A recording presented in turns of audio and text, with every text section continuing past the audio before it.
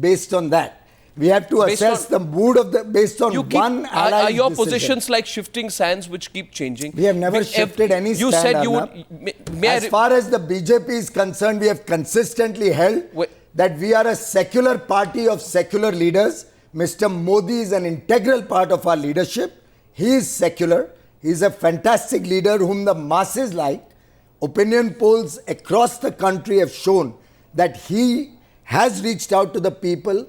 He has become the symbol of hope and change that today this country needs. And in that respect, he is a potential prime ministerial candidate. Now you are admitting what you just said you did not say. Very clearly a potential. You are just saying what you did not say. English is a very strong thing with you. You understand the meaning of potential prime ministerial candidate. Let me tell you a couple of things. Said that, no, let me tell you a couple of things. Let me tell you a couple of things. The question is the fundamental issue. No, Piyush Goyal, the question is this. Two things happen. One, your party president is not just talking about Modi's elevation. He says Modi's elevation is justice.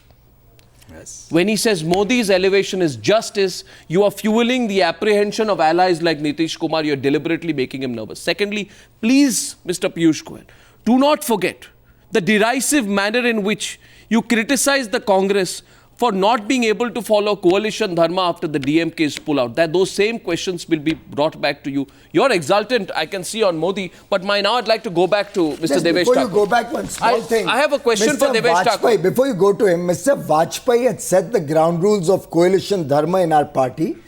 We have followed that to the T.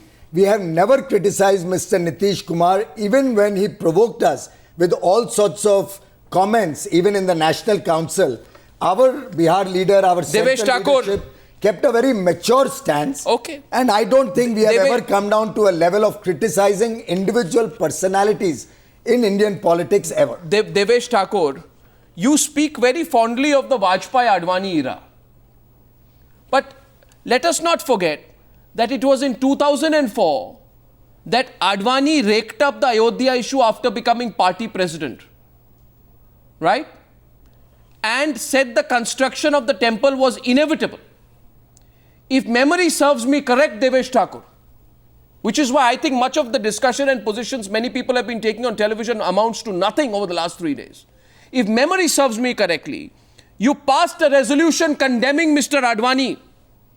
Today, you speak of the temple being back on the agenda as one of the reasons for your pullout. Do you not, Mr. Devesh Thakur?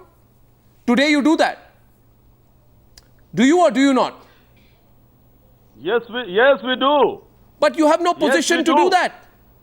Because I'll tell you why. Because the basis of our alliance, which was formed due to Mr. Atal Bihari Vajpayee and Mr. Advani, there were 3 points on which we had agreed upon as far as this alliance was there.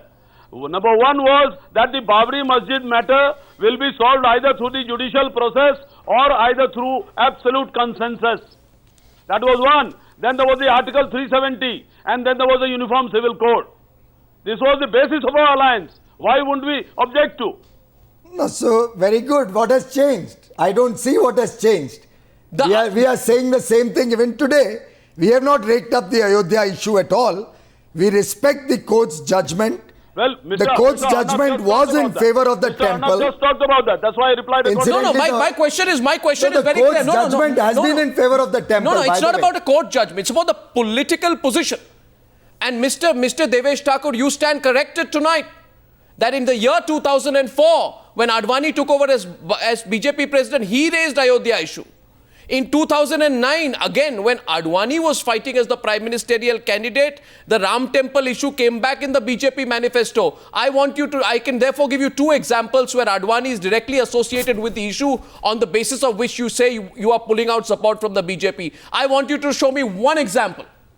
One, where you have Narendra Modi picking up the Ram Temple issue. Show me one and I will say that you are right and I am wrong. Show me one. Well, I'll tell you what, Mr. Narendra Modi might not have waked up. It's not, you're talking on technicalities. No, I'm giving you precedent. The whole country, no. He might not have talked about it. That doesn't make a difference. It doesn't make a difference. The whole country knows today where the country would head to if respected Narendra Modi came to power. I'm asking you today, how clear is your position on these issues? How clear are you on the issues on which No, it's Nitish as Kumar... clear as it's crystal clear enough. It's as clear as CAT cat. That was the basis of our alliance. We have stuck to that till today. Are you sure? So where is it changed from the BJP's end? He's asking you what changed from the BJP's I am sure. end. Now, time and again, there have been statements from various BJP leaders about the Ram Jan Mandir, Ram Bhumi issue. See, that's all right. Someone in the party keeps giving that. I have asked you, show me one statement of Mr. Modi. One. Secondly, I'm asking you, if you raise the Godhra issue, did Nitish Kumar even set up an inquiry committee to look into the causes of the fire in the coach at the Godhra railway station when he was railway minister? Did the JDU not support the NDA government during the censure motion in Parliament in 2002 after the Gujarat riots? Did Nitish Kumar resign as railway minister after the burning of the Sabarmati Express? No, he didn't. He didn't. Then in all of this today, the whole country knows he didn't resign. Then in all of this, it was not necessary. Then in all of this, I'm asking you only one question tonight, Devesh Thakur. In all of this, I'm asking you one question. It was not necessary for him to resign. I want you. The other day, there was an incident of an actual attack on the railways. Did the railway minister resign? It's about taking it's about one principled position that you have taken in the past. I want you to make the viewers of the Newshour believe, Devesh Thakur, that your position today does not have to do with Nitish Kumar's rising political ambitions, not just at the state, but at a national level. Because otherwise, you're taking a position on many issues that you've been silent on for a decade. I'm very surprised, Arnab. You're talking of Nitish Kumar's political ambitions. He was the first one within the NDA to say that we are a small party restricted to Bihar. Nitishji's double speak. BJP to give a name of the Prime Minister. Nitinji's double speak has become quite obvious to the nation. I think it's pretty much clear that he is... Let me complete. Kariye. आप बताइए, let me tell you, he was the first person to say that the JDU is a smaller party. It is for the BJP to give the name of the Prime Ministership. Number one. Secondly, he is the first person to say that there is no question of a third front as far as the backward states get together and fight for their rights from the center. That's all I'm interested in. There is no question of the third front. Where is the question of prime ministerial ambitions? We are a limited party. We are limited to Bihar. Where is the question of any third front or a prime ministerial ambition? We were having a majority of 210.